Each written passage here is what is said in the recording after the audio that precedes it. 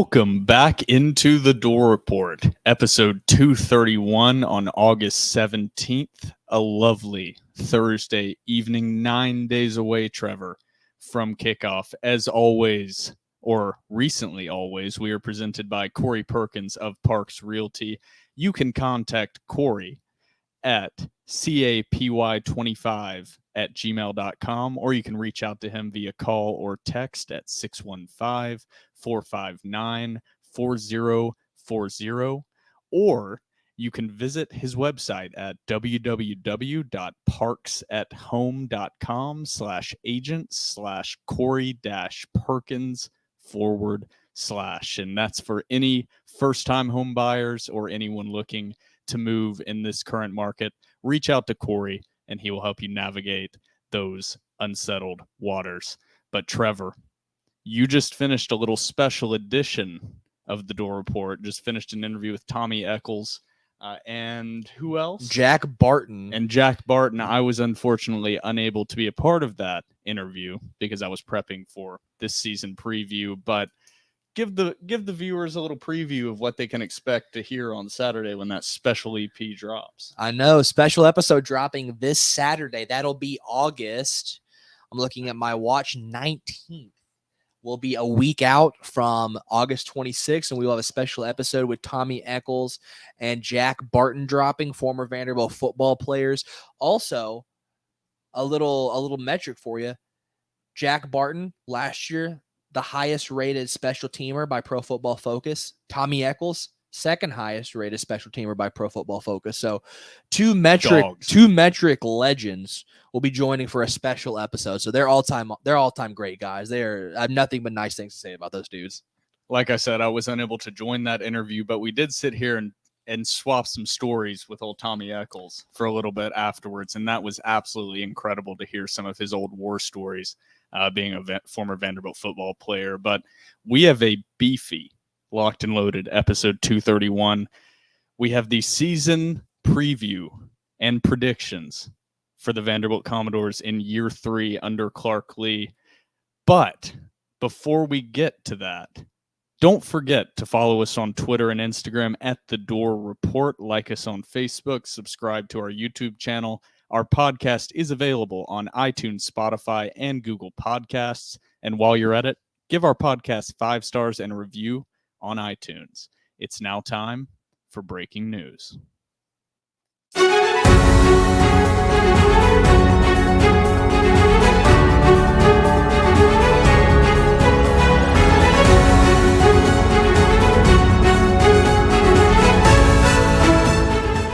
All right, Trevor. We know what's ahead of us on episode 231, a beefy preview. I've spent a while kind of gathering some stats for Vanderbilt's matchups here in 2023. But before we get into the beef of the episode, we have to talk about a topic that has been discussed a few times already on the Door Report, and it's been discussed a little bit too much for my liking across all of social media, and that is the Vanderbilt Commodore Stadium renovations to First Bank.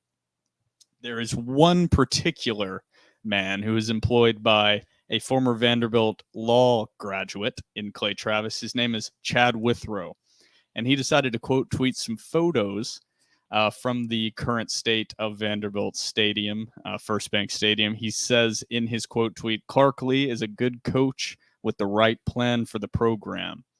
It's stuff like this from his administration that makes that job one of the hardest in the nation. This is high school level." He then went on to say, after he had a lot of blowback and pushback from Vanderbilt fans and Vanderbilt Twitter, to say, "Tennessee is currently putting $288 million into Neyland Stadium over multiple off seasons without any major inconveniences or construction issues for fans in season." And then there was more to the tweet. That's basically the summarizing of it, is he was comparing stadium renovations to Neyland in Knoxville, Tennessee, to stadium complete redo renovations to First Bank Stadium in Nashville, Tennessee. First off, Trevor, I know you want to get into this a little bit, but I just have to get off my mind what's on my mind.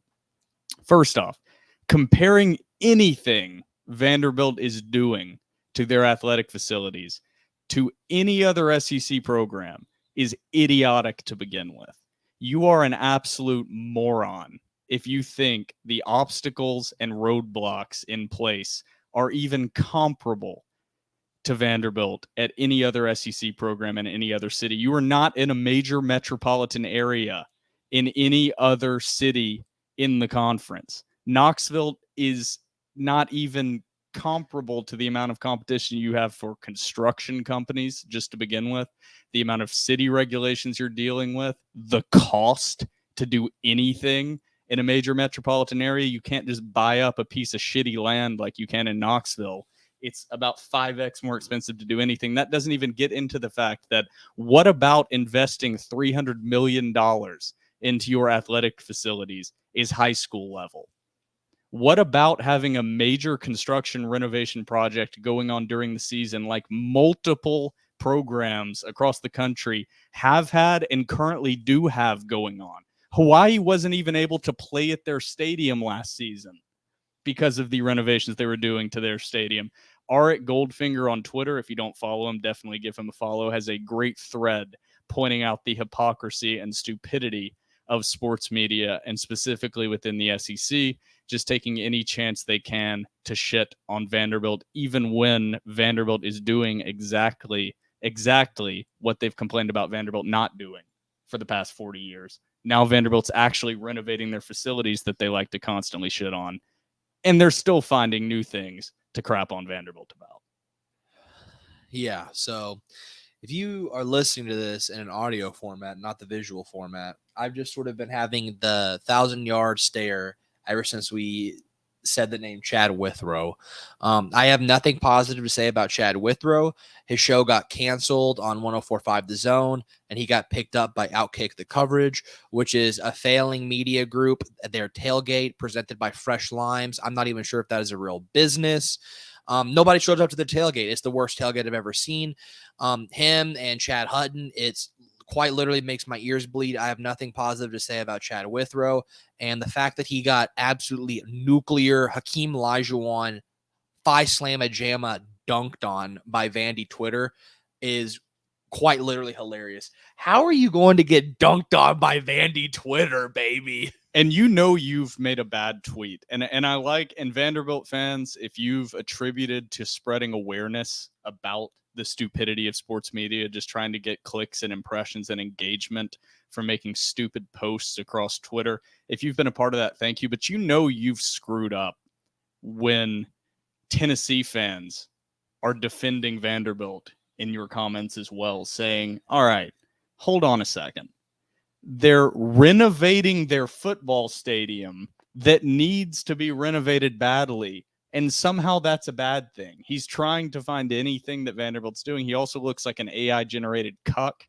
If you use one of the new AI technologies and type in Clay Travis's cuck, it generates Chad Withrow's profile picture on Twitter. It's crazy. I tested it out. You guys can go test it out.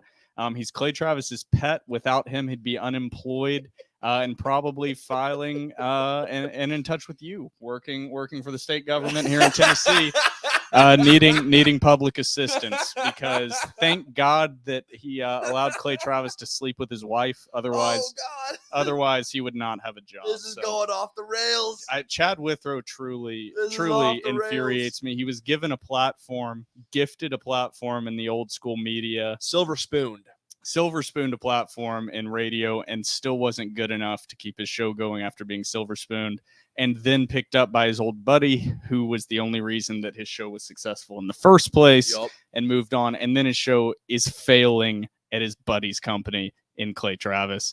He's Clay Travis's pet. Absolute cuck. That's enough about Chad Withrow. And another thing too is, dude, he got absolutely disemboweled by Vandy Twitter. This is what we say when we say the revolution will be televised.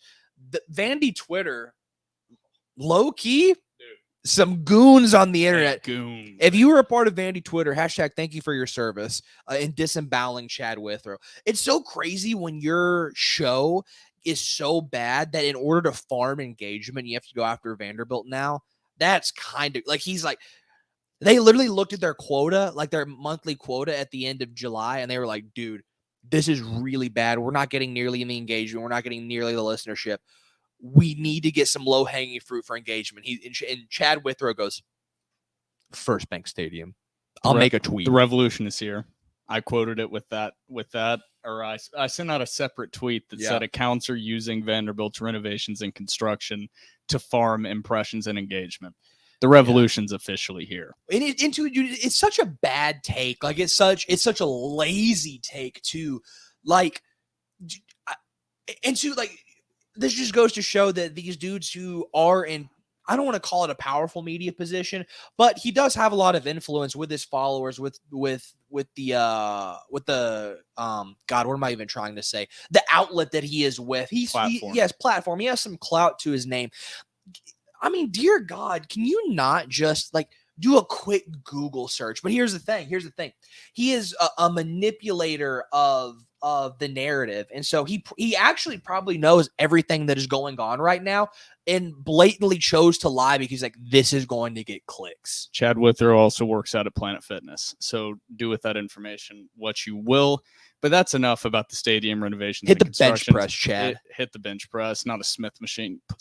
But Trevor, we have the beef of this episode to get into, and that is the schedule preview and our predictions. So we're going to go game by game.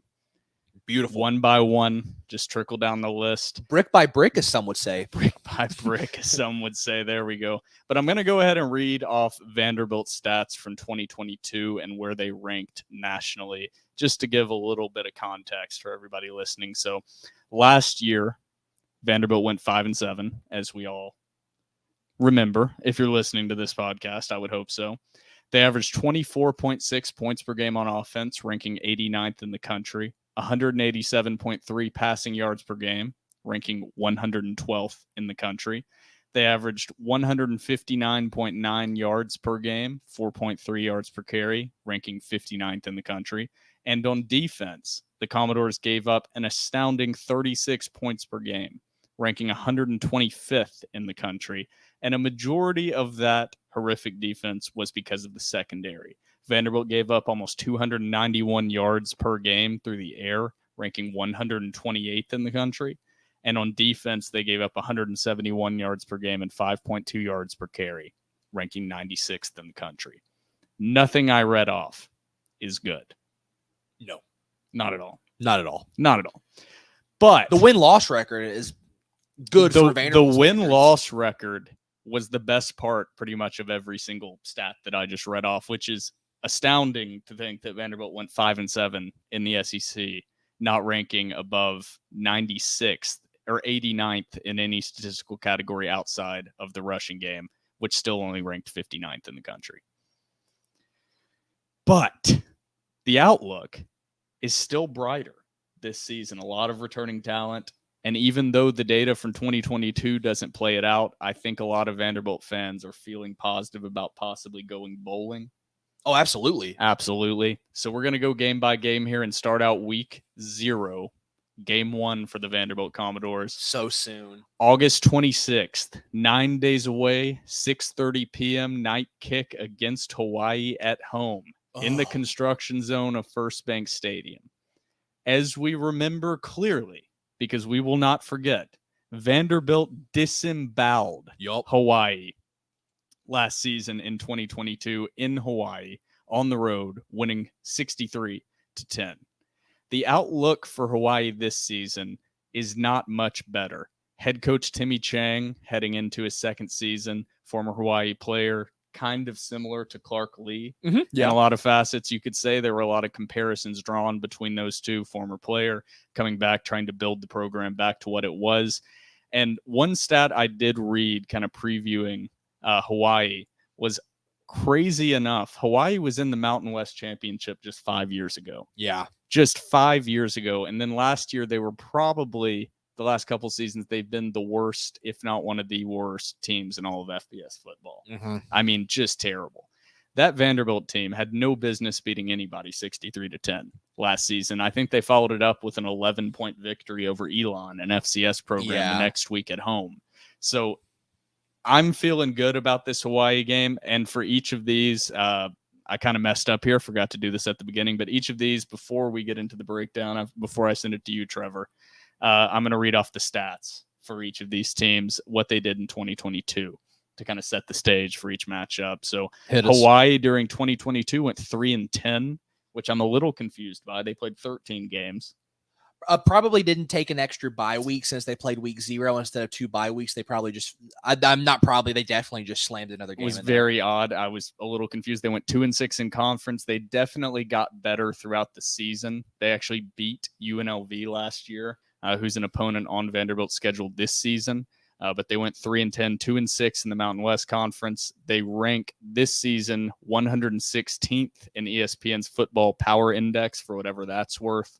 Last season, they averaged 19.8 points per game on offense, ranking 115th in the country. They ranked 100th in the country in passing yards per game. They ranked 86th in rushing yards per game. Their defense was awful. They ranked 123rd in points per game on defense last year, giving up almost 35 points per game. Their pass defense was near the bottom as well, ranking 126th. That was their rushing defense, ranked 126th in the country, giving up 212 yards per game, 5.6 yards per carry. Everything about this matchup, whether it's just looking at the roster, looking at what happened last season, this is going to be another bloodbath. I think the Doors absolutely roll Hawaii week 0. I think you want to know what? Before I give my prediction, I want to bring something up. A couple days ago, maybe about a week or so ago, me and Will are just sitting on our lovely couch in our apartment, just watching television, and Will goes, "How crazy would the pod be if Vanderbilt lost to Hawaii week 0?" And I cannot believe that you even put that into the ether. I'm not like one of these dudes who like does weird stuff with rocks and like is all about vibes and my chakra, but you definitely threw something off in the universe whenever you said that.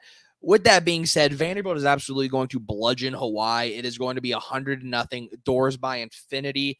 CJ Taylor, I'm going to predict 3 picks. AJ throws 400 yards in the first half, and then we see Ken Seals, third quarter, Drew Dickey, fourth quarter. Doors win 72-0. 72-0 is a bold prediction, but I kind of agree with it. After last year's, and this team is better, I don't know if that's actually that bold, to be quite frank. I think it's more that Timmy Chang is a pretty solid head coach. No, he's not. Dude, we're gonna dust that dude. We're gonna dust him. Maybe not 72-0. Doors are gonna dust him. The line is what, 17.5 points. We also need to make a note that I said on Twitter. If Vanderbilt is up by 4 touchdowns at the half, I'm gonna hotwire one of the bulldozers that's sitting in the end zone, and me and my dad are gonna take a little joyride at halftime. So I'm making sure I'm right on that 17.5 point line, but I think I'm correct on that. Yep. Vanderbilt's currently 17.5 point favorites. You hammering that? FanDuel. Yeah, I'm going to hit that. Might not hammer it. I don't ever like taking lines and absolutely hammering lines that are that big. Even though that's a pretty low line, I think, still for this game. I'm kind of surprised it's not more. Honestly, you should probably stay away from that because anytime you bet on Vanderbilt games, it doesn't go Vanderbilt's way. So you should probably stay away from that, to be quite frank. That's actually lest we forget the LSU game. Lest we forget the $750 failure of a You got absolutely roasted on vandysports.com. They had an entire thread dedicated to just hating on Will. They were like, this dude's a financial advisor and he does this? Why would we listen? I didn't even address that. I'm not a financial advisor. First off, I did address it a little bit when it happened. Financial advisor and what I do are very different things. Put some respect on his name. do something a little more complicated than just being a salesman. So there you go. But I'm not even going to get into the vandysports.com stuff and some things said by the owner of that website about the stadium construction. Jesus Christ, that made me mad. Very stupid. But because just blaming the Vanderbilt administration for local sports media not being able to do a Google search is a pretty hot take. And I'll say this too, I don't care if you're a Vanderbilt fan. I don't care if you're a player. I don't care if you're administration. I don't care if you're alum, a journalist. I literally don't care. If you want to complain about this, about the way the stadium looks right now, you're a bozo. And I'm not going to take that back. You're gonna well, it does look ugly. I literally don't care. I'm 26 years old. Most of you guys are way older than me and have seen way worse Vanderbilt football than I have, and I'm thrilled by this. You should be triple the amount of thrilled I am. I don't want to hear any excuses. I don't want to hear any whining and any moaning. It makes me so incredibly frustrated. It legitimate. It shouldn't bother me this much. Like, it's actually embarrassing how much it bothers me whenever I see people whining and moaning about how it looks. Who the hell cares? Who cares?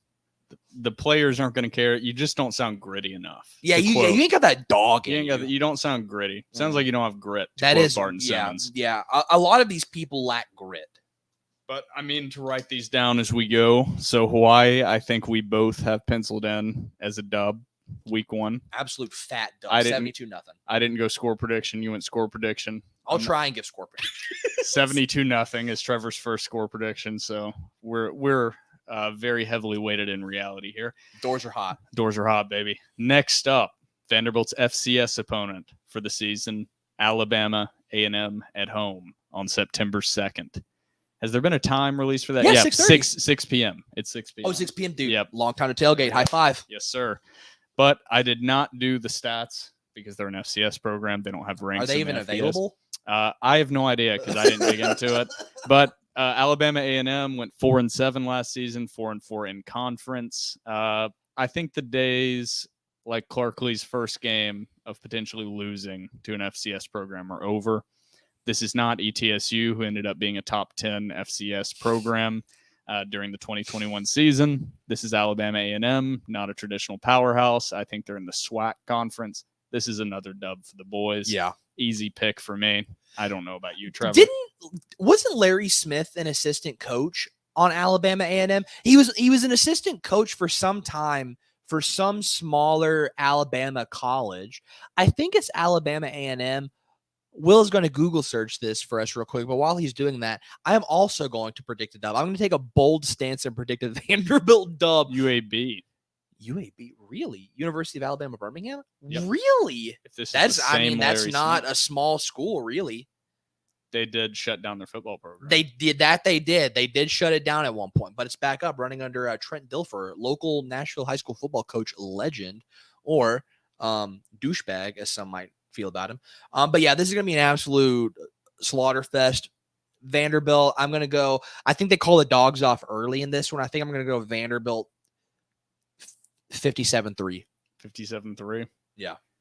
You're very, very confident in the Doors offense early. You've got a 57-3 in week 2, 72-0. You're saying the boys. Let's say this too. If they don't put up big numbers against these guys, then something's really wrong. Am I crazy to think that? 139-3 is where you've got. It's where you've got. I don't think that's insane. Am I being crazy right now? I don't know if that's insane. Also, I really hope I'm looking at the right Larry Smith. Oh, it's definitely Larry. Yeah, he's currently the Memphis Tigers wide receiver coach. Oh, that's awesome, dude. Go and he Tigers. was at Jacksonville State before that. Maybe I was thinking of Jacksonville State because they're an HBCU, right?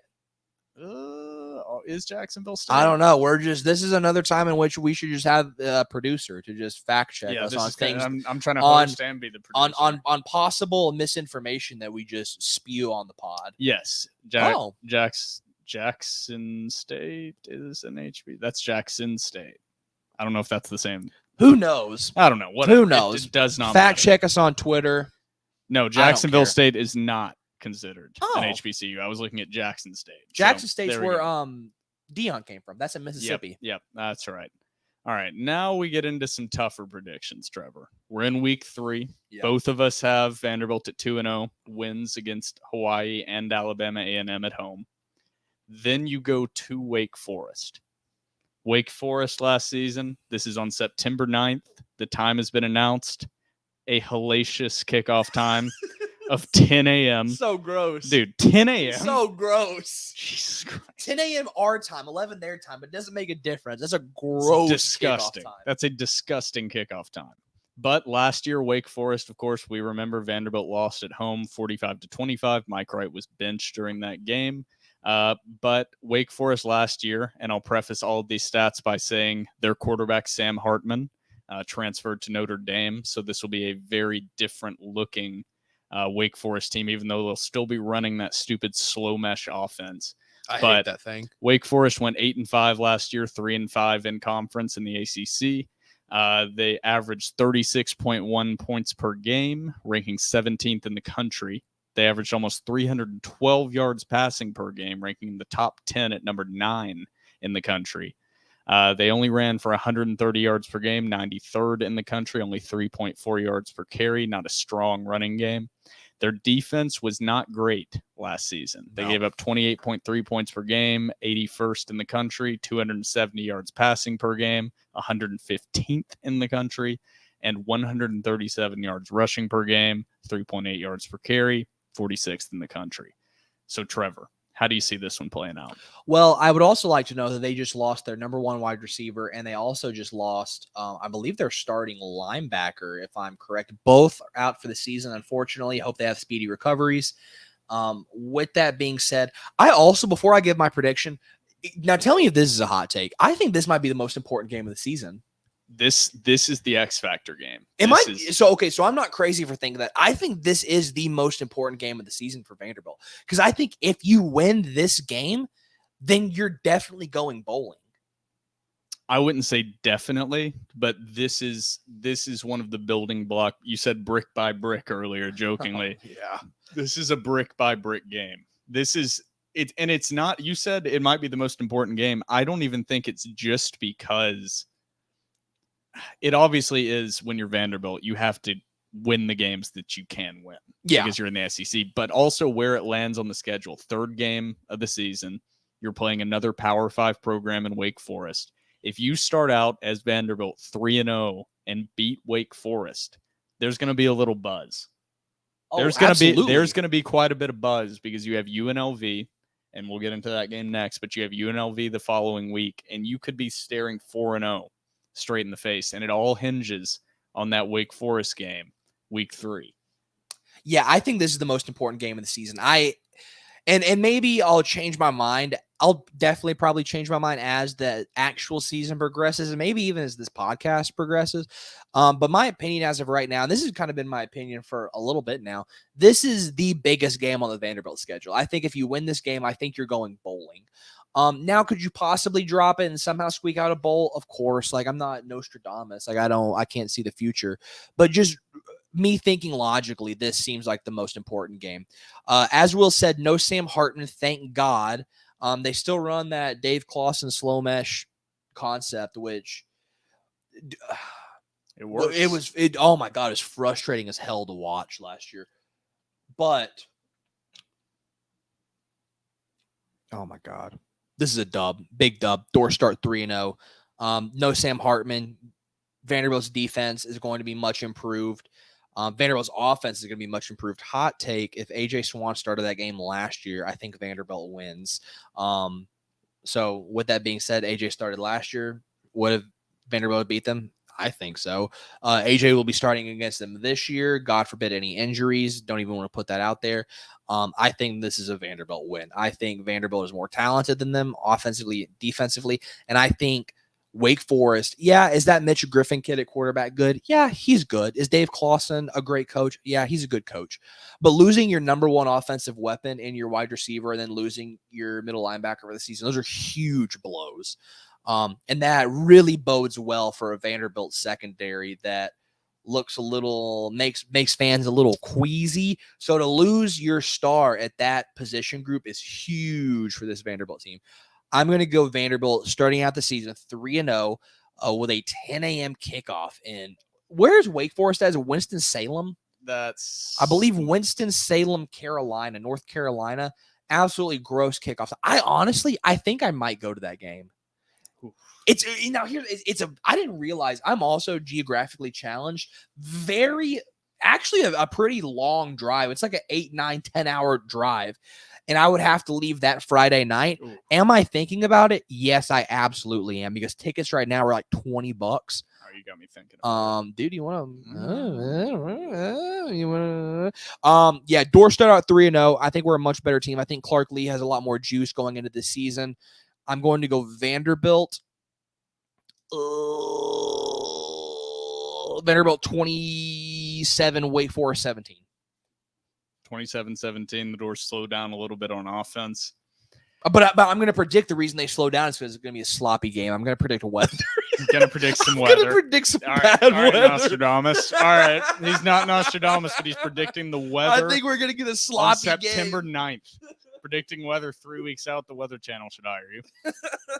So my prediction, this is the most important game of the year. Oh, and here comes Phoebe making an introduction. The past 2 weeks, we've done 2 pods here. She's been really good and does not interrupt the pod. If you're listening My on cat. just the audio version, Trevor's cat has decided to join the video stream by jumping on the table directly in front of us and laying down. So if you're watching this on she's pod, here now. This is my stays. Beautiful cat Phoebe. Yep. She'll interact. So now she's bit. going to find her spot. She's just gonna meander. Hopefully, doesn't knock over any beer bottles. She says we'll this. See. She goes, "This Miller smells Interesting. really good." What was I even saying? I don't remember. She's coming over to Will now. Well, I was actually talking. Yes, you were talking. I was talking. And then but Phoebe interrupted us.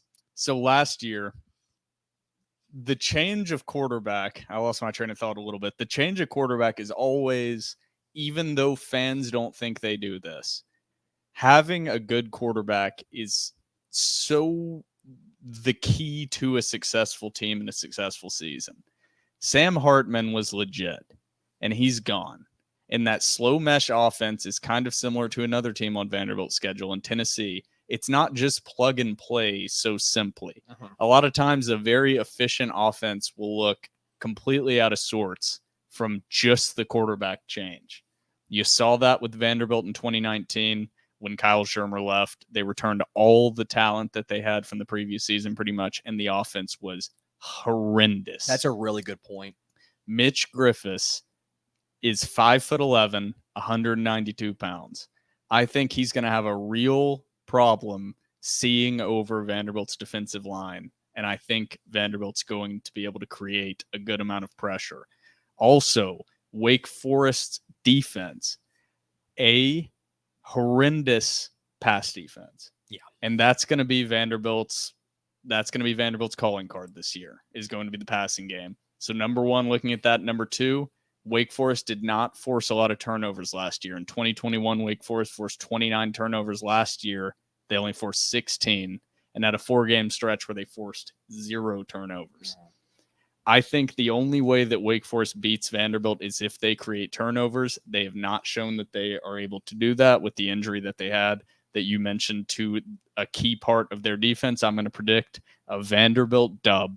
Vanderbilt moves to 3-0.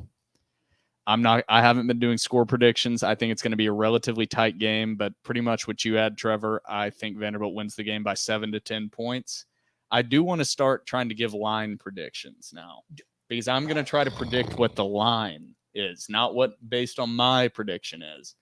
But I think Vanderbilt might be an underdog in this. I think Vanderbilt will be an underdog. I think that they'll probably be a 6.5-point dog. That big? No way. Just Wake Forest being at home is already going to give a 3 points, basically. And always Vegas does not respect Vanderbilt. I was thinking like 2.5. She's going to stomp all over your keyboard, by the way. She just wants to hang out right now. I was thinking like 2.5, maybe. You said 6.5? Who does Wake Forest open up with? I'm going to look at Wake Forest. That's a great question. 6.5 or 6 feels huge. It doesn't feel right. Okay, because Wake Forest only has 1 game prior to Vanderbilt, and it's Elon. And I think they're going to beat Elon, even though it's a pretty solid program that Vanderbilt actually faced last year. I just see it being I'm not saying I agree with it, but I think it's going to be between 4.5 and 6.5. I don't think you'll see Vanderbilt be a full touchdown underdog, but the 4.5 to 6.5 is the cheapest points in all of sports. That's a very cheap 3-point range, but I would say 4.5 to 6.5. It might start out at about 5.5 maybe, but I could see it shifting out. So if it starts out at 5.5, realistically, you take away that 3-point home field advantage. They're what, 2.5? I would say a 2.5. Okay. 2.5 point favorite on a neutral site is probably what Vegas would set Wake Forest as. That's just a guess. However, That I 6 points feels high. I am predicting a dub. I'm hoping that's what the line is because I'm going to bet the money line. Hopefully, get Vanderbilt about plus 200, and it should be a beautiful, beautiful payout. But after Vanderbilt obviously goes 3-0 Yep. effortlessly, as we've laid Dub, out. dub, I mean, dub. Clark, you just got to follow the path we just laid out for you. You're Yep. 3-0. Listen to us, Clark. Then you've got an interesting road matchup at UNLV out in Vegas. Thanks, Derek Mason. September 16th, 6 p.m. UNLV last season went 5-7, 3-5 in conference. I'll go ahead and read through their stats like I've done before. They averaged 26 points per game, 76th in the country, 215 yards passing per game, 19th in the country, 137 yards rushing, 4.1 yards per carry, 87th in the country. On defense, also not a great team. Averaged 28.5 points per game given up on defense, 85th in the country, gave up 225 yards passing per game, 70th in the country, and gave up 157 yards rushing per game, 77th in the country. The only thing that gives me a little bit of pause is Vanderbilt fans should remember the most recent matchup against UNLV at home in that 2019 season that I already referenced. The doors got curb stomped. It was bad by UNLV. Absolutely dominated 34-10. I was at that game. I was so angry and yelling so much that I had to move away from my dad in Section J and had to go sit alone and just yell into oblivion. Because that was, and I don't say this lightly, one of the most embarrassing games that I've witnessed in person as a Vanderbilt fan. Yeah, I was in Los Angeles watching that game on my phone screen, and it completely ruined my trip to Los Angeles. Yeah. I was miserable the rest of the time there. That really was an embarrassing loss because even though that 2019 team was bad, they should have beaten that UNLV team. I do not think we will have that issue this year. I saw some people saying that UNLV is they're predicted, I believe, second to last in their conference. They're not going to be good this year. I think they probably new head coach. Yeah, I think they probably take it. What's the head coach's name? Barry Odom. No way. Former Missouri head coach. Really? Yep. Okay, interesting. I did not know that. Vegas Barry. Okay, I see you, brother. With that being said, I think Vanderbilt does a easy little road to 4-0. I'm going to go. Also, the fact that we're playing at Vegas, which is nice because you're playing at the new Raiders Stadium, so I guess that'll be really cool for them. Almost maybe seem like a little bowl thing, but still, I don't. How do we schedule that? Everybody likes to criticize Vanderbilt by saying act like an SEC program. You can't be playing away games against non-Power 5 opponents. No. Unless it's a specific team like Boise State or something like along those lines. You just can't. I don't care if the non-conference opponents won't work with you, you figure something out. Then you don't match up. I don't know. It's not that simple. I know there's a lot more to it, but that just can't happen. And all this stuff is done 3, 4, 5, 6 years in advance. This wasn't Clark Lea's scheduling. This was Derek Mason's scheduling. Well, you know what it was? It was Derek Mason being like, oh, I think I'm still going to be here in 2023. Why don't I schedule a game out West Coast so I can recruit all those West Coast kids that came to Vanderbilt that absolutely sucked? Polynesian Pipeline. Yeah, that was an unfortunate. But new head coach for UNLV. Did you give a prediction? Yes, Vanderbilt win. I'm going to go 42-10. 42-10. Demons will be exercised. Oh, we will exercise some demons. But this UNLV team was not good last year. They went 5-7, but you saw that Hawaii team that Vanderbilt played. Granted, it was week 1. You're not seeing the best version. It was a first-year head coach in Tommy Chang. Week 0. But this UNLV team lost to that Hawaii team last year. Yeah. The talent level on that Hawaii team was so different from Vanderbilt that there's no doubt whatever setting or situation that they were matched up, Vanderbilt would have dominated Hawaii. It wasn't even competitive. No. And this UNLV team lost to that Hawaii team 31-25. They have a new head coach, Barry Odom, former Missouri head coach, SEC pedigree, but they lost a lot to the transfer portal. They lost their starting running back, Vincent Davis, to Pitt. They lost their best cornerback, Noel Williams, to California. and he's going to be starting for the Golden Bears more than likely. They also lost their starting center to Arizona State. So there's a lot of issues within that program, and this is because of the coaching change. They got pillaged. I mean, it's the modern era of college football. It is what it is. You have a coaching change, you're going to lose a lot of your top talent. Happens to the it best just of is us. what it is. It's not anything on UNLV. It's just the state of that program. Vanderbilt, I'm very confident, is going to fly out to Las Vegas and curb stomp UNLV. I'm going to predict 34-10. Just because of what they did to the Commodores inside of Vanderbilt Stadium in 2019. But I think the Doors start out 4-0. Do you think that there could maybe be a little bit of distraction going into that game, given that it's in Vegas? It's a fun town. They'll probably do some team building activities, or maybe not. No, you're not worried about it? I think that there are two things. Number one, Clark Lea doesn't seem like the kind of coach that's going to allow any shenanigans going on. No. Doesn't seem to be much of a gray area type of coach. No. And number two, this Vanderbilt program got dominated by UNLV just 4 years ago. Do you think they referenced that at all, though? There's no doubt that even if they don't reference it, players can look up Vanderbilt versus UNLV football, and it's the most recent thing that pops up. They are aware of it, and they are human beings. They're on the some are aware of it. I don't know if the coaching staff will reference it necessarily. See, that's what I'm thinking. It's a different staff. But the players are aware, and they're not going to take this team lightly because they just lost and didn't just lose, got dominated. It was years ago. It really was embarrassing. It's the same reason that I'm feeling very okay about just glazing over Alabama A&M week 2. This team will be focused for the entire rest of Clark Lea's head coaching career on FCS opponents. There will never be any lack of focus because he can always reference back to that. So I don't see this team taking any wins for granted and don't see them getting distracted by Vegas.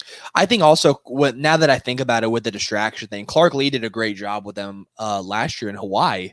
Talk about a place you can get distracted. They were there for an entire week. They did team building exercises. They did a lot of tourism stuff and didn't seem distracted at all. So now that I think about it, they were in Hawaii probably longer than they're going to be in Vegas. Not probably, will be in Vegas this year. And he did him and that staff did a great job. Minus the two players that got kicked off. But minus that part. Minus the guys getting kicked off the team due to shenanigans. That's why Clark's not a gray area guy. I don't see anybody getting into any issues. Nobody's going to push his limits. No, because he's set the precedent pretty early on that it doesn't matter where you are. Inside of that program, if you get caught doing something you're not supposed to, you will be gone. Trevor, that's the end of the non-conference schedule. After UNLV, it is 8 straight SEC opponents. The gauntlet begins. And we're about to get into that gauntlet. But before we do get into the gauntlet and the last 8 games of the season for the Vanderbilt Commodores, we're going to take a little break. So put a pause on it. Grab yourself a beverage. Alcoholic, non-alcoholic, whatever you prefer. And we will be right back.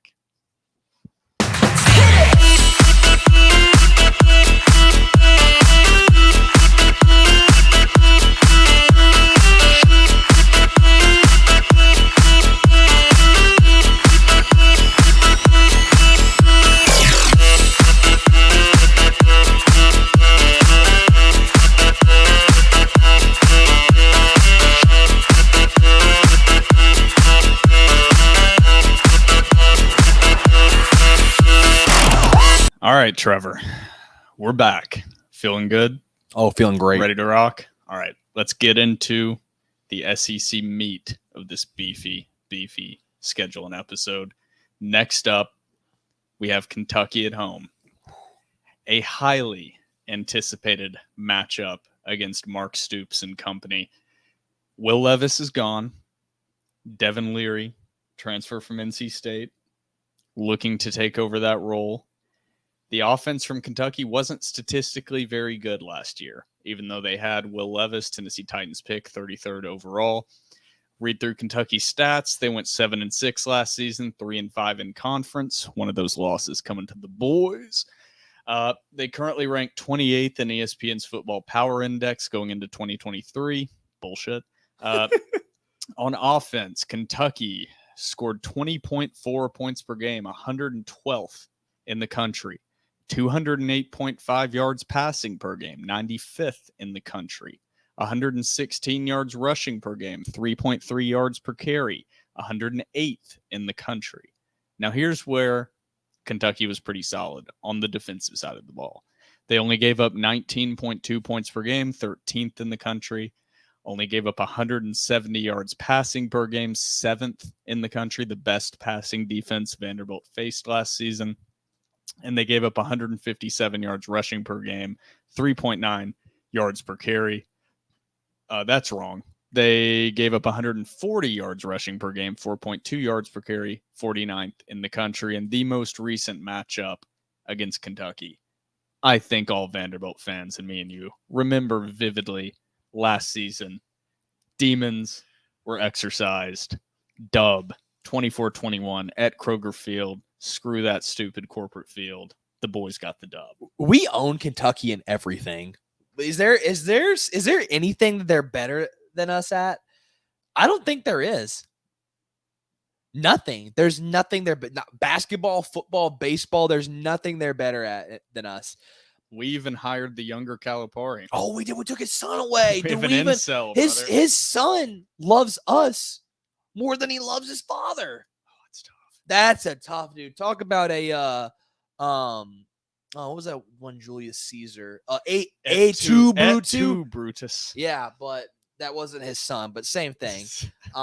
Yeah, we own these guys. Maybe the most not the most anticipated game. Well, it might be personally my most anticipated game outside of the Tennessee game, because Tennessee every year is my most anticipated game. This is probably the most, after what Ray Davis said, the most highly anticipated game all season. I didn't even touch on the Ray Davis transfer. Yeah, dude, oh my God, yet. you gotta touch on it. Kentucky's also trying to replace their star running back in Chris Rodriguez Jr. with Ray Davis. You'll remember that name. Might sound a little familiar to you. Vanderbilt's running back the last 2 seasons, injured in 2021, was the starting running back last year and played a key role in Vanderbilt's victory over Kentucky. He had some interesting comments. Oh, God. Yeah. Interesting comments about the Vanderbilt program, completely unnecessary. Yeah. Unwarranted. For transferring in conference, I feel like he got a pretty easy road. Vanderbilt fans were not all that over the top critical as other SEC fan bases would have been if he would have transferred within conference to a team that he lost to last season, Cuck, and then showed back up to the Vanderbilt spring game. That was weird. Was there because Lexington blows that much that he had to come and visit Nashville, and then had the audacity and gall to be interviewed and say, I like it here in Lexington. It's better than my last spot. Yeah. It's all about football here. It's not as much about Broadway and Aldean's and Kid Rocks. It's more about football here in Lexington, because we all know, Big Blue Nation loves their football. They love their football. I mean, that's number one in the minds of Kentucky Wildcats fans is football. Baby. Yep. That's all they care about. This Ray Davis, I cannot wait to just boo the hell out of Ray Davis come this Kentucky game. Care of your kid. Does he have a kid? Does he? I think so. I don't think he does. Oh, damn, Will. I don't think he does. Then again, he might. I don't know. With that being said, we've said it on a previous pod. Ray Davis might leave in a body bag. CJ Taylor might decapitate him. It's going to be a really rough game for him. Where Kentucky sort of scares me a little bit is Devin Leary, really good quarterback. God, and with Vanderbilt secondary, it does make me kind of nervy. This is his first season back from a torn pec. Yeah, I believe, but he returned back for spring practice and looked pretty good for. Yeah, so he has been healthy. Yes, he has been healthy. Is he an upgrade over Will Levis? I don't know. I don't think so. But then again, time will tell. So Vanderbilt beat a Kentucky team with a better quarterback last year, even though he did have on the road. Yeah, on the road, even though he did have a really raw game. Honestly, just truth serum time. I've actually really been flipping back and forth in this game between a win and a loss. I really have, because I look at it and I think Vanderbilt could win, but I also do see a scenario in which Vanderbilt does lose. And I hate to say that, because I am very excited about this Vanderbilt season, but I don't want to go off and like be totally biased in this. I want to be pretty objective and give like my honest truth on it. With that being said, I can't say we're losing to Kentucky. We're beating these guys. Big Blue Nation, you're going down. Vanderbilt starts 5-0. Ray Davis goes back to Lexington. Sad. You are a transfer portal merchant. You have no soul. Vanderbilt wins. Vanderbilt 5-0. Vanderbilt not ranked because the NCAA and the coaches poll and the AP writers don't respect us.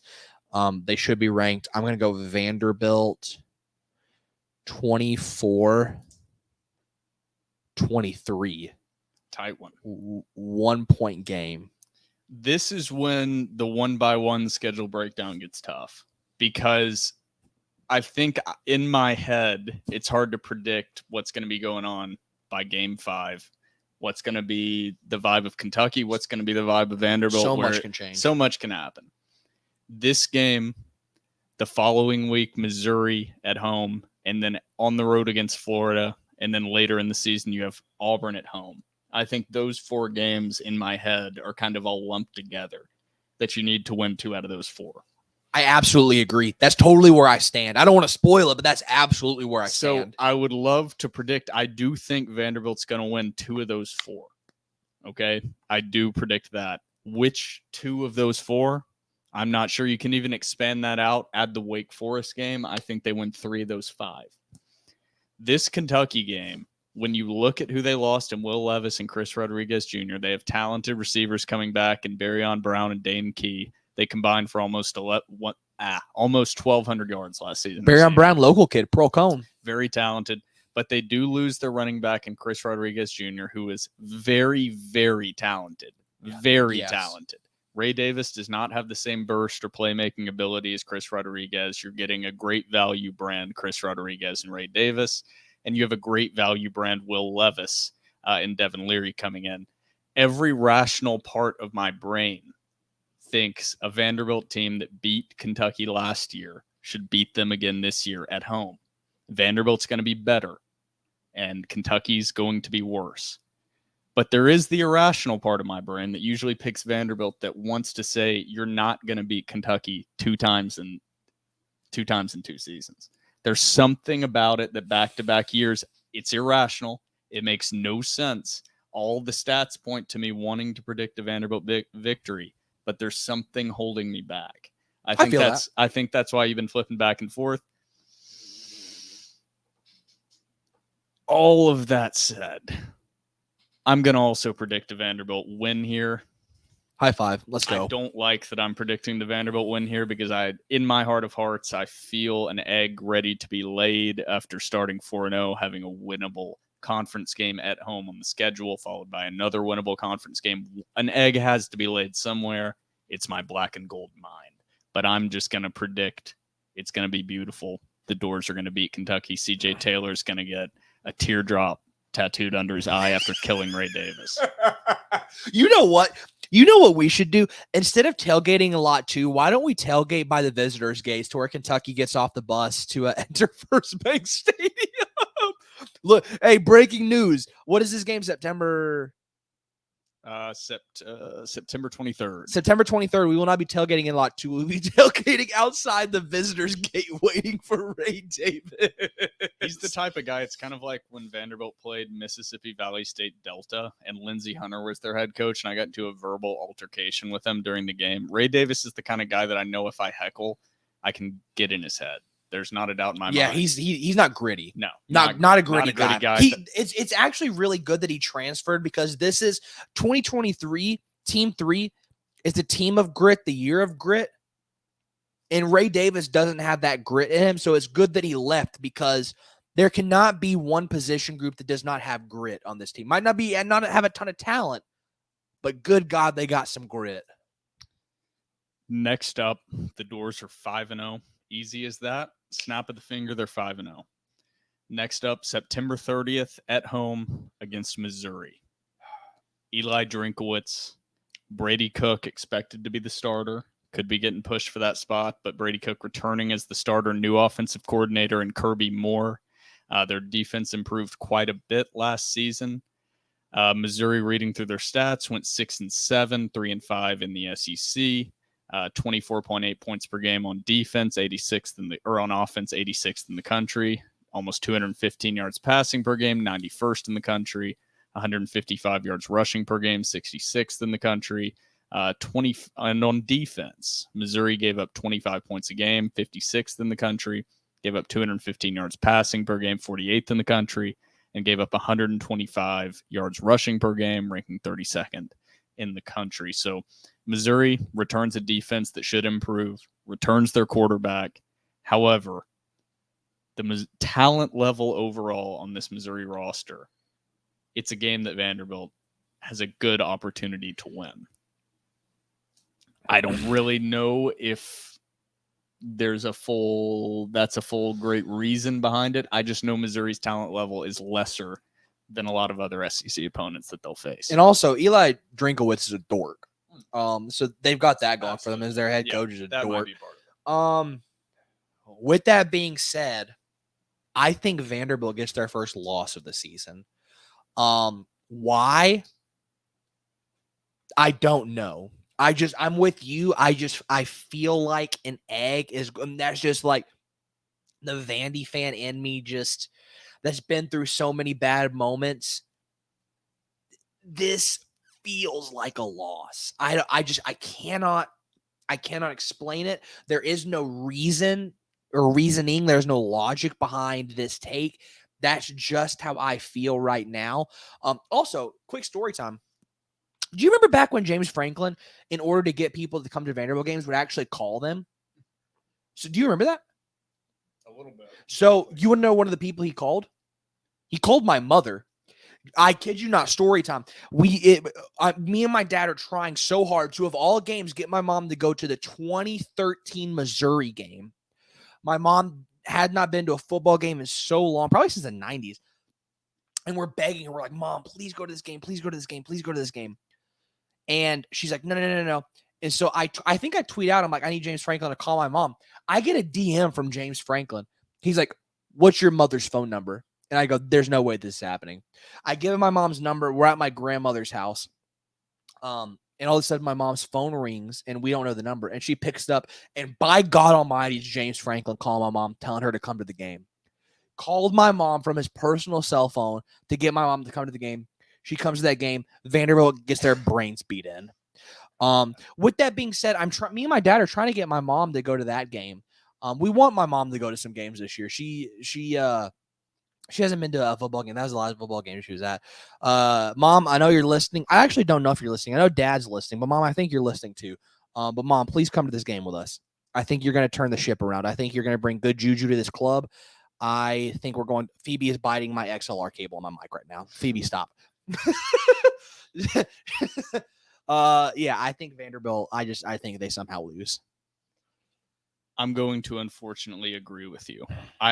And this is why the schedule game by game prediction is tough, as Phoebe is once again attacking Trevor's cable. Why are you doing this? Phoebe, stop, cut it out, please. Now she's biting me. She's off the rails. She's biting me on pod. Off the rails. I don't know if it will be this game or if it will be the Kentucky game, but Vanderbilt's not going to win both of those games.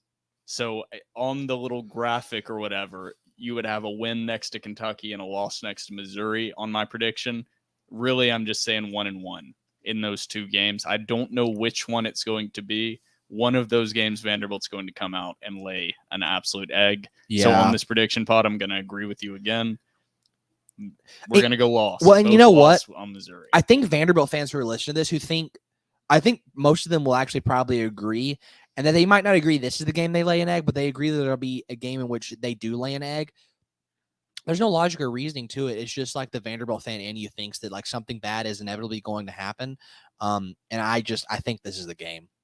I think so too. I think there's Mizzou also has some weird juju against us. Yeah, there's going to be some unexplainable loss in this season, and I think that's going to be the Missouri game. It's going to be everything is rolling. How did you lose to that team that was ripe for the taking to start out 6-0, and you somehow laid an egg? Shades of that 2008 Mississippi State game where Vanderbilt started 5-0, come off a big win against Auburn, drop to Mississippi State.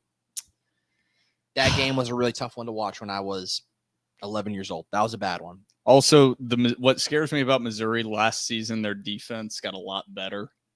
From 2021 to 2022, they gave up almost 9 points less per game under their new defensive coordinator, Blake Baker. This is just stat stuff for me. Yeah. I expect Missouri's defense to be very good statistically this season. I don't have any logic behind that except for my understanding of how locker rooms operate and saying year 2 in a defensive system, the guys are going to have a little more understanding of it and pick it up. No, I think that's a fair take too. And they still have Luther Burden at wide receiver. Is that correct? Yep. He didn't transfer. He's a dog. He's a dog. He's a game wrecker. He is I think he's probably the second best receiver in the East behind Will Shepard. Yep, that was the name I could not remember, and I have it written down here. But that's the guy that I see running up the sideline against our secondary. It's going to be a Mingo type game. Having nightmares. It's going to be a Mingo Ole Miss type game. Anytime I see an explosive playmaker on the outside, it makes me a little bit worried for this Vanderbilt defense. So far, we're pretty in step with one another. We're on the same wavelength right now. I would say so. Next up, we have at Florida. We're in October now. October 7th, it's officially fall weather, and you're in the swamp. Beat Florida last year. The Gators lost their quarterback, Anthony Richardson, to the NFL, Indianapolis Colt. They also lost their best offensive lineman in Osiris Torrance. They were okay last season. Underperformed is definitely a good word. 6-7 last year, 3-5 in conference. They on offense averaged 29.5 points per game, 58th in the country, 223.8 yards per game passing, 77th, 200 yards per game rushing, 24th in the country. On defense, they ranked 88th in the country in points per game giving up almost 29, ranked 84th in the country in passing yards given up per game, almost 236 per game, and ranked 100th in rush defense, giving up 175.2 yards per game, 4.5 yards per carry. Obviously, last year, the Doors beat the Gators. The good guys won. Billy Napier, all-time douchebag, lost. Sunbelt Billy, as I like to call him. Yep, absolute douchebag. The Doors won 31-24. Are you in the swamp? Absolutely. Is Florida probably the worst team in the SEC this season? Absolutely. Yeah, this is going to be a Vanderbilt bloodbath. I literally don't care that they're in the swamp. This is not 2007 anymore. Vanderbilt plays at big time SEC schools every single year. Is it the swamp? Yeah, but you know what? I literally don't care. Graham Mertz stinks. They're going to be the worst team in the SEC East. Vanderbilt is absolutely going to bludgeon them. I legitimately believe that. I don't care that it's Florida. I don't care that the Gators. I don't care that they're a storied program. Vanderbilt is going to beat the hell out of these guys this year in the swamp. Score prediction, I'm going to go 27-7. 27-7. I can see that. Florida, just to give everybody a little context, has some tough matchups before Vanderbilt. Their schedule is bad overall. Not bad like for them. It is a very tough schedule. Florida opens up at Utah, number 14. And then they also have Tennessee on September 16th, who they're going to get absolutely bludgeoned by. Yeah, that'll be a bloodbath. And Florida actually plays at Kentucky the week before they play Vanderbilt. So that's a key game for them. And then they have Vanderbilt coming in. I just think Florida is going to stink this year. I'm right there with you. They were not good last year. Vanderbilt beat them last year. They lost their starting quarterback, very, very similar to Kentucky. I don't see Vanderbilt losing. I don't think the swamp is going to be an intimidating environment as it normally is. I think Florida has 2 losses guaranteed already on their schedule. If everything goes perfectly, they're still going to have 2 losses prior to that Vanderbilt game. The swamp is not going to be rocking. No. It's not going to be a primetime game. And I think Vanderbilt is going to do better in that environment than Florida. Oh my God. Could you imagine if it's an 11 a.m. kickoff? That would be almost ideal. Not almost ideal. It would be ideal. An 11 a.m. kickoff in the swamp. Also, too, it's their homecoming. If any Vanderbilt players listen to this, I have no idea if you guys listen to this. But if you do, this is Florida's homecoming game. The disrespect is real. They think of you as not even a group of 5 team. They think of you an FCS team as Phoebe takes a big stretch. Come on over here, sweetheart. The disrespect is real. You guys are better than them. They suck. Vanderbilt wins big. I think the Doors win as well. So we've got them at 6-1. When was the last time Vanderbilt had back-to-back wins over Florida? I couldn't even tell Has you. that ever I happened couldn't before? even tell you. I'm not even sure if that's ever happened. I don't before. even know how to look that stat up. That's which then again, Chad Bishop no longer with Vanderbilt, with Georgia Tech, I believe. Congrats to him, Chad Bishop. All very, very nice guy. Wish him nothing but the best. He's awesome. He would know that. Yeah, I don't blame him, but he's a really good guy. I have nothing negative to say about him. We're gonna try. I don't know if this has ever happened. I'm looking back. There was a tie. Oh, it's been since 1952 and 1955. Whoa! Or the last time. So this would be historic. My dad wasn't even born yet. Shout out to my dad and my grandmother. My dad's birthday was August 16th, which is yesterday. And then my grandmother's birthday was August 14th. So shout out to Granny Hulan. Shout out to Tommy Hulan. Granny Hulan, actually the reason Tommy and I are Vanderbilt fans. Her father actually put the oak leaf V's all over campus. His iron company was hired out. His iron and steel company was hired out to put those all over campus. And so that's how we became Vanderbilt fans. So Vanderbilt runs deep with the Hulan household. Beautiful, beautiful, beautiful. Now the schedule gets a little less favorable. No, it gets kind of this gross. This is where, if you're listening so far, you're like, these guys are absolute homers. How in the world do you have Vanderbilt at 6-1? Well, the schedule is a little backloaded with the difficulty. I don't know if I would say a little. I would say a lot. A lot of backloaded with the difficulty. The first 7 games, every single game is very winnable. The Doors could start 7-0. I would not be shocked. They could also start 4-3. Would not be shocked if they lost to 2 out of the 3 of Kentucky, Missouri, and Florida, and then lost to Wake Forest. I would not be shocked. If they lost 3 of the 4 to Wake Forest, Kentucky, Missouri, and Florida, I wouldn't be shocked. I wouldn't be happy. I think I would be. I wouldn't be shocked. Really? I've been a Vanderbilt fan a long time. I mean, we both have, but this team, that would be hyper disappointing to me. I really, in my brain, this team truly has like a ceiling of a 9-3 and a floor of a 3-9. And I truly believe that this team could go 3-9. This team could go 9-3. See, I think our floors are different. I think our ceilings are different as well. But nonetheless, this next game is, we'll just go ahead and chalk this up to a loss. Nonetheless, I won't even waste time reading. Yeah, we won't even. Georgia's stats. Next up is the Georgia Bulldogs, reigning undefeated national champions. The Doors have them at home on October 14th. No need to read through these stats. They rank top 10, top 20 in basically every statistical category you can think of. The Doors are going to get their brains beat in by Georgia. That is my prediction. At least a 28-point victory or more from the Georgia Bulldogs and Kirby Smart. That's about all I have on that game. Last year, the Doors lost 55-0. I think this year will be more like 48-10 or something along those lines. I'll say this. Could you imagine the vibes at Vanderbilt if they're 7-0 with Georgia coming to town? I just like I don't even want us to say anything in the mics real quick. I just want us to ponder on that thought. Man, would that feel good? Balls get a little tight. The excitement is I'm a little tingly right now, Will, Nips thinking about that. And I think a college game day coming back on alumni lawn, lot Last 2 season of SEC. buzzing. I'm just barking. Game of the week. Game of the week. And a bunch of Georgia fans' faces. I'm a big dog off a leash. I'm a rabid dog, dude. Give me my vaccine. All right. So you're also predicting a loss. Yes. With that being said, I do predict a loss. Score prediction, I don't know. With this game, I just hope there's no injuries. That's sort of my mentality going into games like this whenever Vanderbilt plays Georgia, Alabama, so on and so forth. I just hope for no injuries. I'll go Georgia 42, Vanderbilt 17. Respectable. Which that's not a terrible loss. I'd take that loss right now with no injuries. Not a doubt in my mind. Next up, after a bye week, the Commodores go on the road to face Lane Kiffin and the Ole Miss Rebels on October 28th. For the last, well, not the last time, but won't be happening next year. Won't be happening next year. The grandest rivalry in the South is coming to an end, unfortunately. Oh, no. Ole Miss, an interesting part of the schedule, an interesting past with Ole Miss.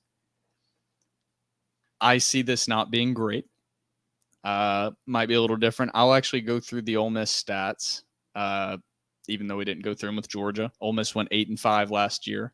Averaged 33.5 points per game, 29th in the country, 240 yards passing per game, 59th, 256 yards rushing per game, 5.4 yards per carry, ranking 3rd in the country. Their defense was it was okay, not good. Gave up 25.5 points per game, 57th in the country, almost 220 yards passing per game, 55th, and gave up 168 yards rushing per game, 90th in the country. And last season, the Doors lost 52-28. Jackson Dart in a little bit of a quarterback competition at Ole Miss. He'll likely be the starter, but they've got some transfers in from Oklahoma State in Spencer Sanders and LSU in Walker Howard. They also have to replace their top 2 wide receivers from last year in Malik Heath and Jonathan Mingo, who Vanderbilt fans will vividly remember.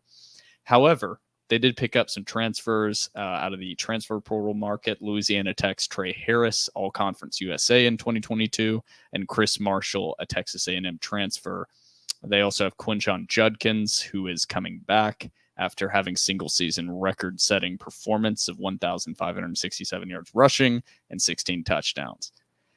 However, this Ole Miss team started out 7-0, started out hot, and then slid pretty heavily, going 1-5 in their last 6 games. The defense gave up 35 points per game in the last 7 games of 2022.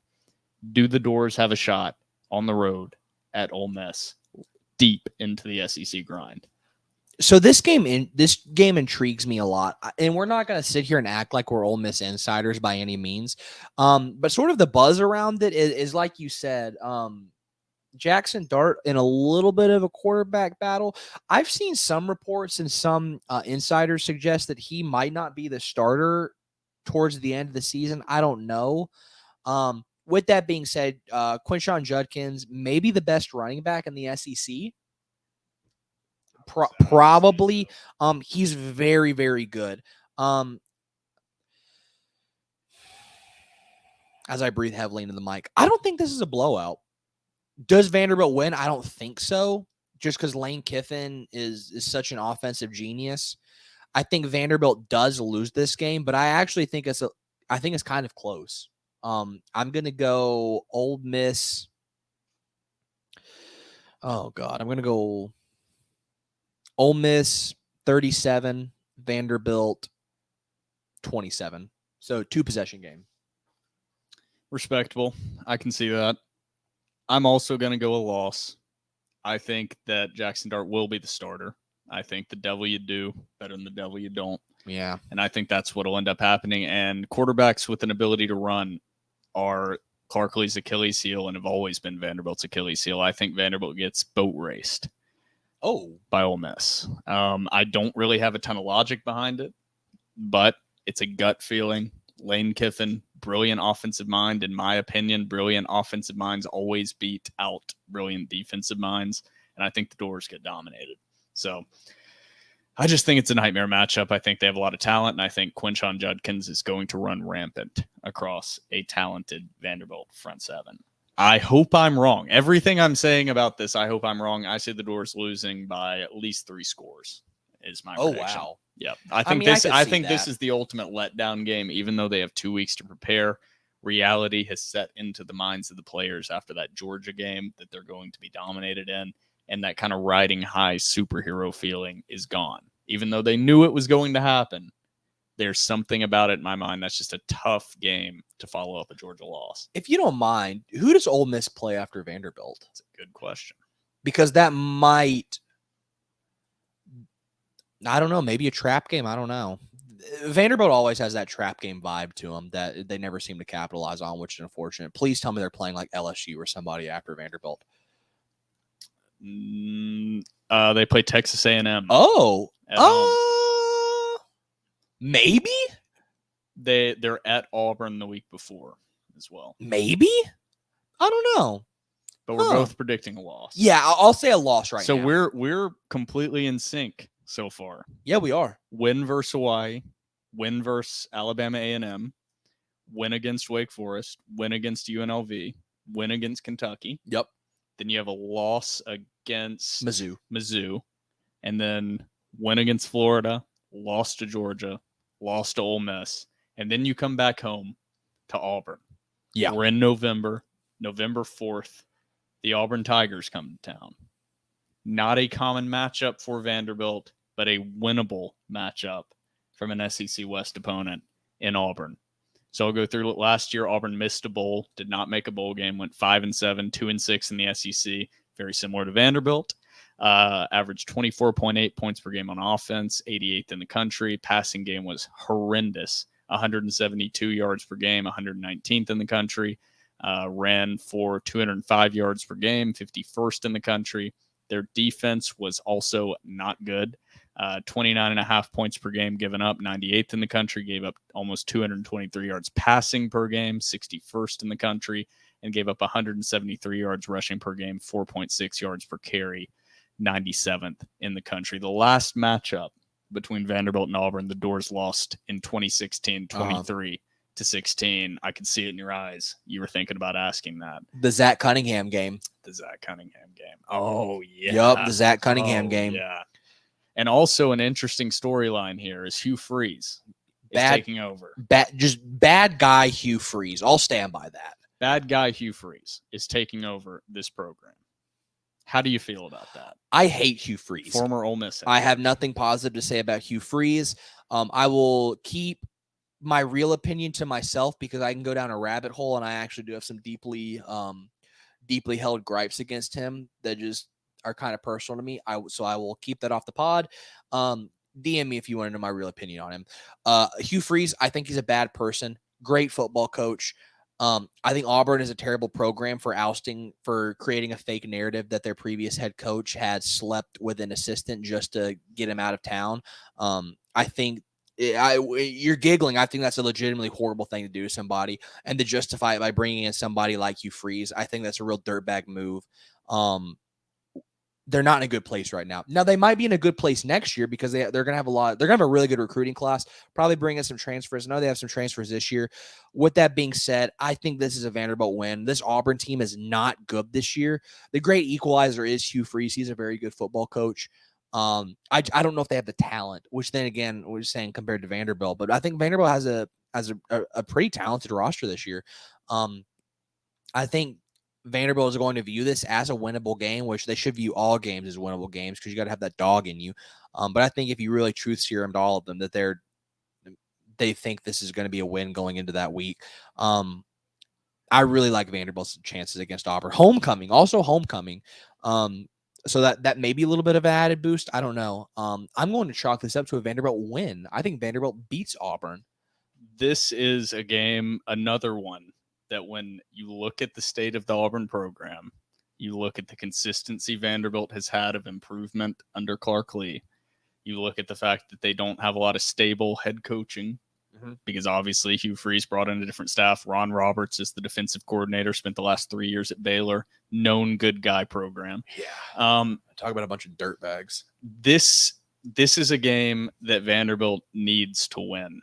This is probably, if Florida's not the worst team in the SEC, then Auburn is the worst team in the SEC, or Vanderbilt is the worst team in the SEC. That's about how I view it.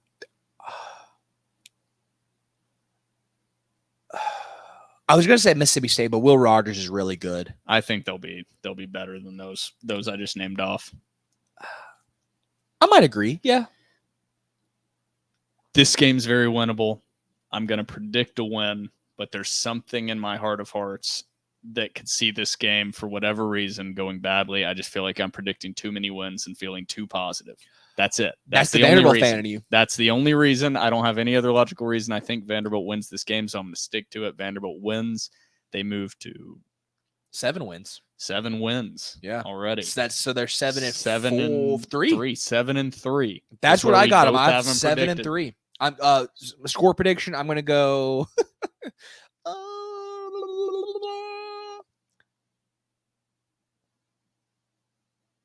31-21. 31-21. I like it. I think that I don't think that Auburn offense is going to be able to put up very many points. So I'm going to be pretty similar, but I'm going to say 31 to, I think Vanderbilt dominates them. I think Auburn's going to be, I think people have been consistently saying Vanderbilt or Florida. I don't think Auburn's getting enough attention. First-year head coaches are typically going to struggle, even if they do have previous head coaching experience. Hugh Freeze was not a great head coach at Ole Miss, 11-14. He turned around though. He did, and he's trying cheated. He's trying to build a new culture. I don't see that going great for him with a not very talented Auburn team coming off missing a bowl game. I see him missing a bowl game again this year. So right now we have him at 7-3. Last 2 games of the year, both on the road. First up at South Carolina on November 11th. Spencer Rattler, a potent passing offense coming into town in South Carolina, a nightmare for Vanderbilt to face on the road. Last year, South Carolina went 8-5, 4-4 in conference, scored 32.2 points per game, 38th in the country, 260 yards passing per game, 41st in the country, almost 120 yards rushing per game, not great, 105th in the country. On defense, this South Carolina team, pretty solid. I think a little bit better than some had maybe thought, but gave up 28.8 points per game, 87th in the country. Their passing defense was either statistically skewed or pretty solid, 206 yards per game given up, 34th in the country, but they gave up 198 yards rushing per game, 4.9 yards per carry, 117th in the country. Their rush defense last year was awful.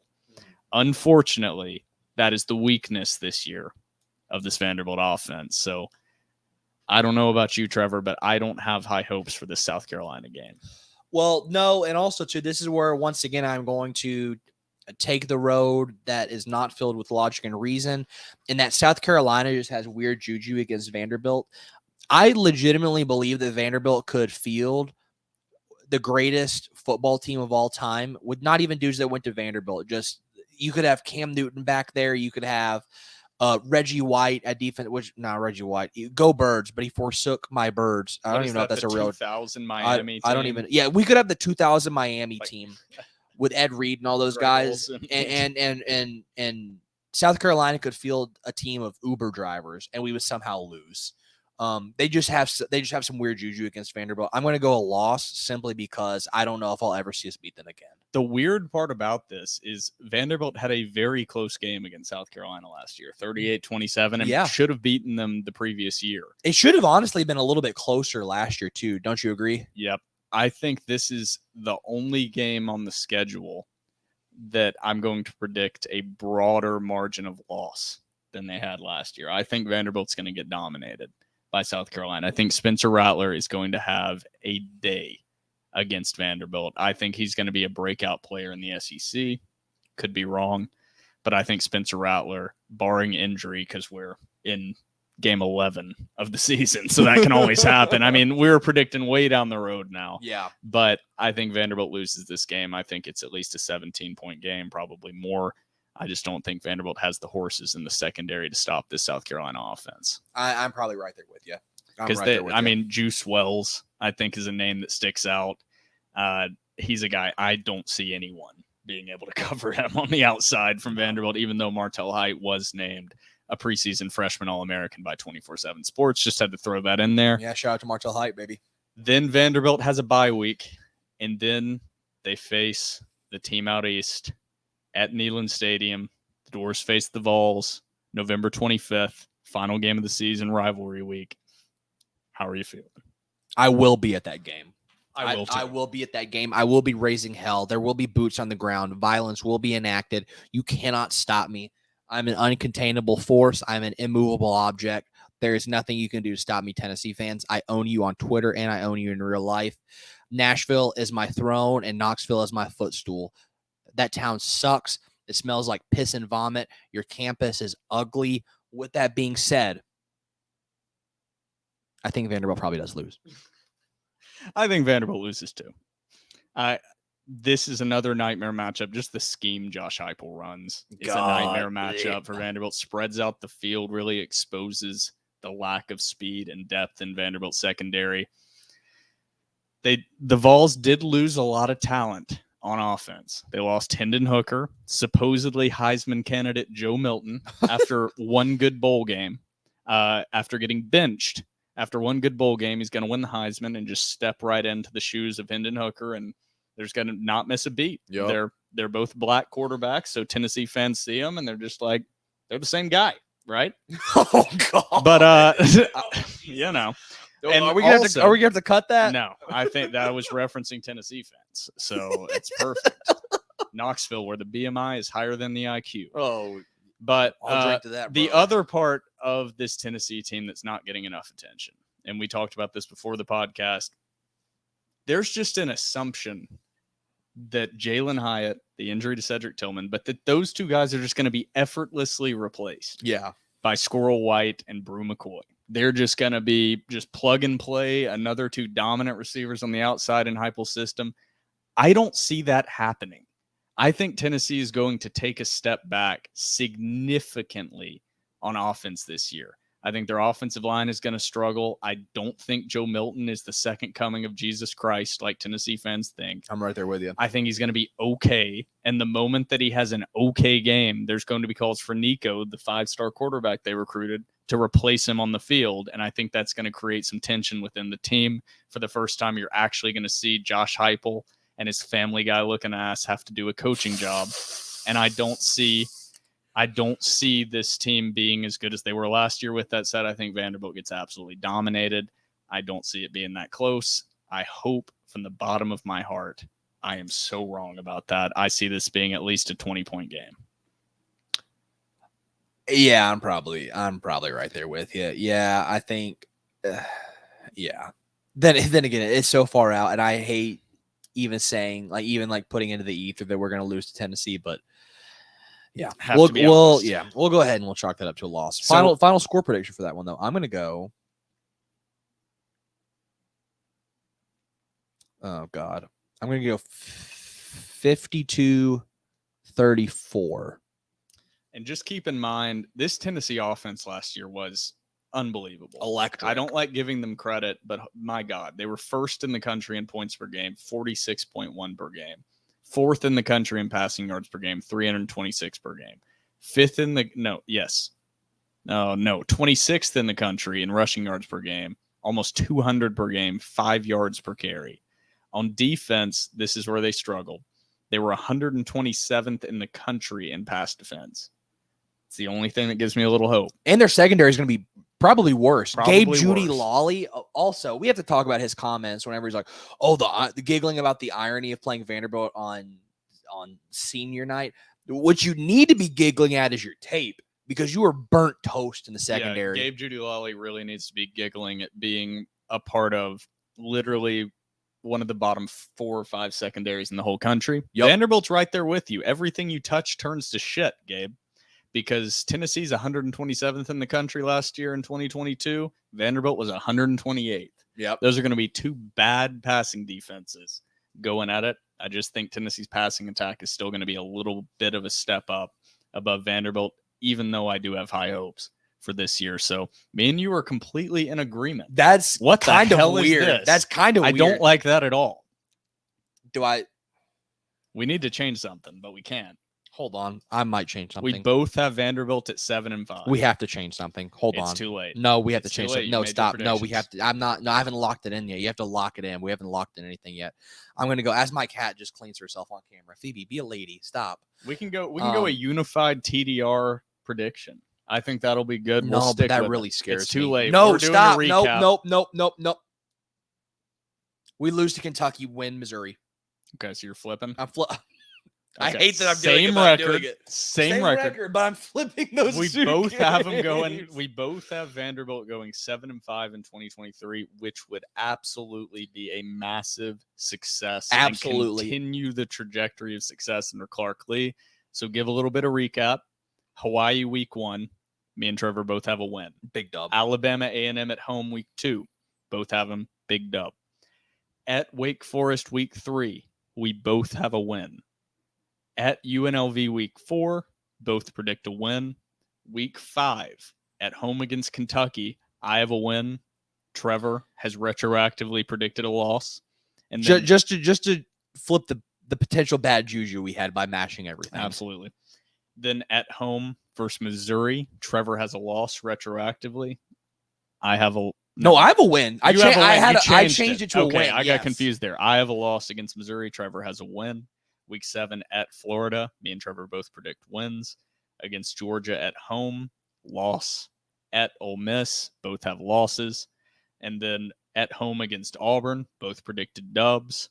At South Carolina, both predicted losses. And at Tennessee, both predicted losses. So me and Trevor both have the doors going 7-5. That would be an A+++++ season. I mean, you go from 0-9 not being able to finish out the season to 2-10 losing to an FCS program to 5-7 to 7-5 and going to a bowl game with a guaranteed winning record would be one of the best 3-year turnaround coaching jobs in the entire country in the history of football. I mean, in where Vanderbilt was when Clark Lea came in versus if this happens, would be a national storyline that would really pick up some buzz around this Vanderbilt program with the new stadium potentially being ready for the 2024 season. Well, too, I think we're even a little bit bullish on the doors right now. I think even if they went 6-6, I still think that's an A+++.